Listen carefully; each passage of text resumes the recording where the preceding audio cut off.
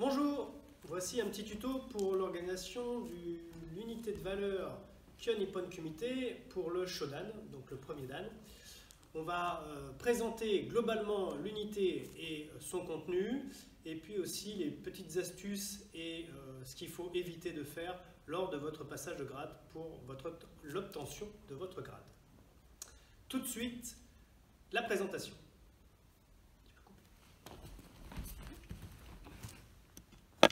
Donc l'unité de valeur Kyun Nippon Kumite, c'est un travail 2 par 2 avec un attaquant Tori et un défenseur Uke sur 5 attaques prédéfinies, c'est-à-dire que vous n'avez pas à les choisir, elles sont écrites dans le protocole de l'examen.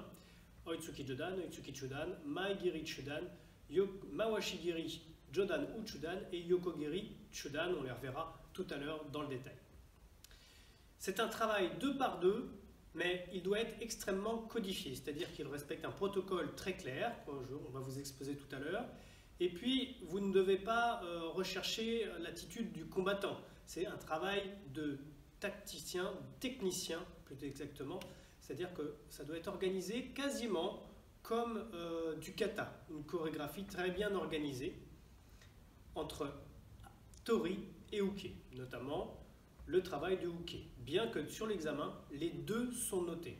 En ce qui concerne Tori, c'est la distance qui sera appréciée par rapport au jury, votre capacité à bien gérer vos attaques, bien évidemment l'intensité et la technique. Pour Uke, va rentrer en compte, bien sûr, votre notion de distance sur les contre-attaques, ça va être très important, être capable de réajuster votre distance si nécessaire, l'intensité et la technique, mais aussi la variété du travail que vous allez proposer. Je ne rentrerai pas dans les détails sur ce tuto des éléments que vous pouvez faire, on en reparlera rapidement dans les choses à éviter et les petites astuces pour bien réussir. Voici les 5 attaques du programme Kyun Nippon Kumite, toutes à droite. Oitsuki Jodan! Wow!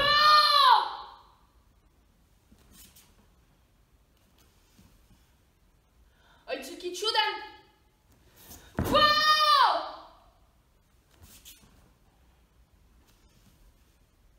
Maegiri Chudan! Wow!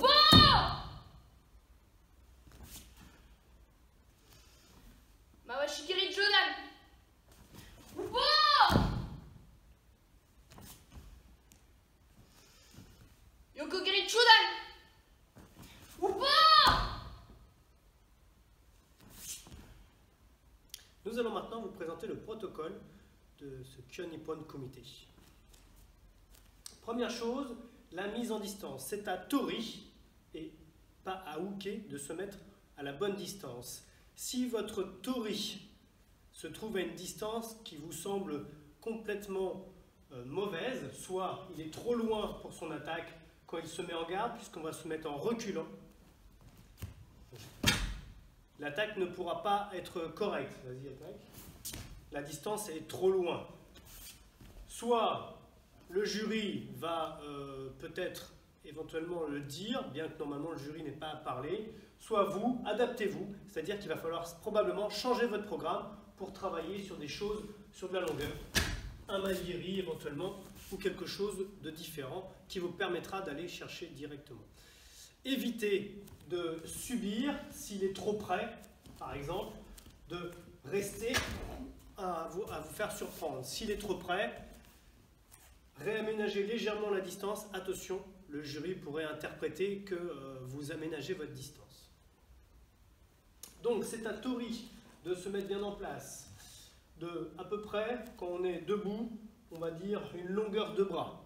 C'est à peu près, chacun voit un petit peu en fonction de sa taille. La mise en garde se fait de manière dynamique. Vous annoncerez l'attaque. Oitsuki Jodan! Puis laissez un léger temps de pause, pas très long, mais pour que Uke, lui, ait le temps de se préparer et que vous ayez le temps de vous concentrer.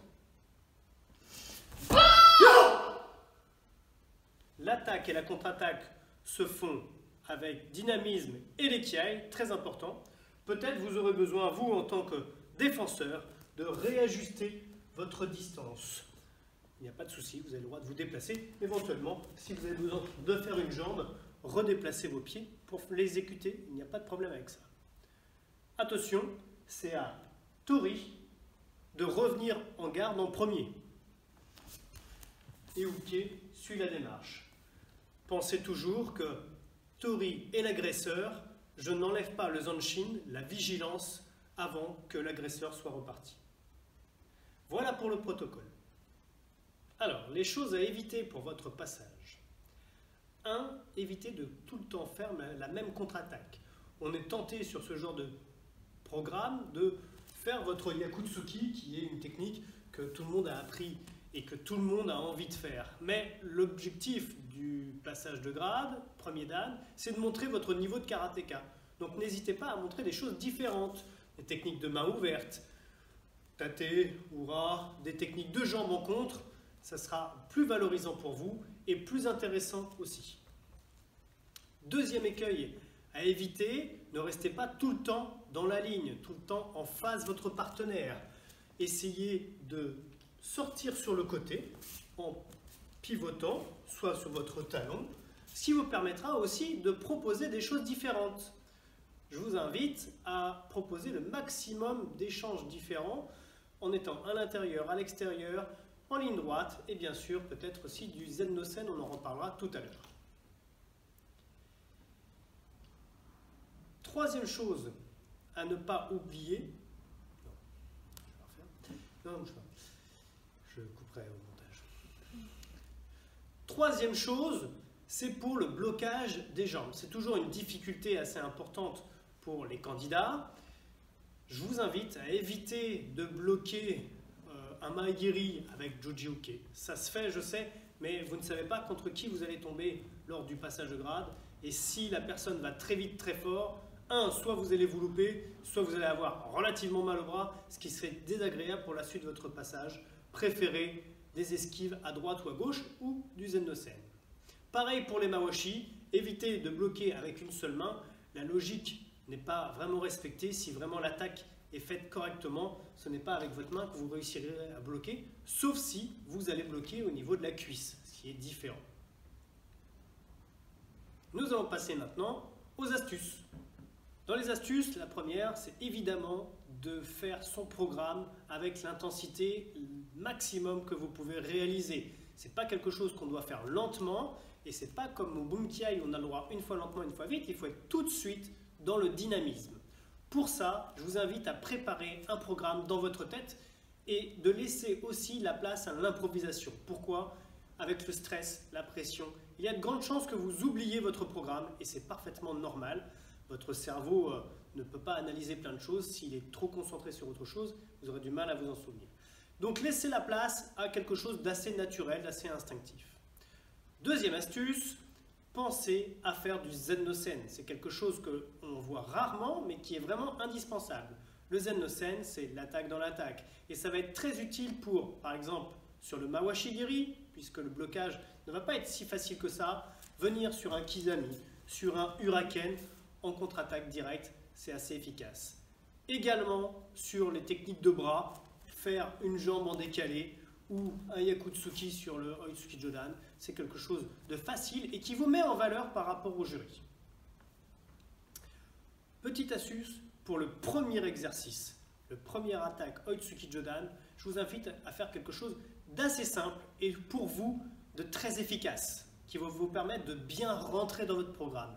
Si le premier exercice, vous le loupez parce que vous avez voulu en mettre plein la vue à tout le monde, mais que finalement c'était compliqué, vous vous mettez en difficulté inutilement. Donc prévoyez quelque chose de très simple, peut-être juste Hageuke Yakutsuki. Le jury verra déjà un côté technique de mis en valeur, ça le motivera pour regarder consciencieusement la suite, et puis vous serez plus sûr pour le reste de l'examen. Pour tout ce qui est travail, on en a déjà parlé de tout à l'heure dans les choses à éviter. Les astuces, c'est de varier au maximum votre travail.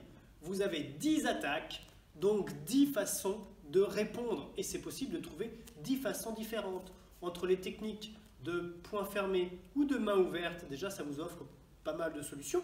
N'oubliez pas que vous avez les possibilités de travail en jambes pour le contre et aussi le Zen no Sen.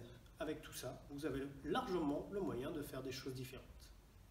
Merci de votre attention pour cette petite vidéo tuto sur le Kyon Ippon Kumite pour le passage du Shodan. J'espère que ça vous aura aidé. Si vous avez d'autres questions, n'hésitez pas à me contacter, soit en commentaire, soit directement par mail ou par téléphone. Je serai très heureux de vous aider à faire cette unité de valeur. À très bientôt et bonne préparation!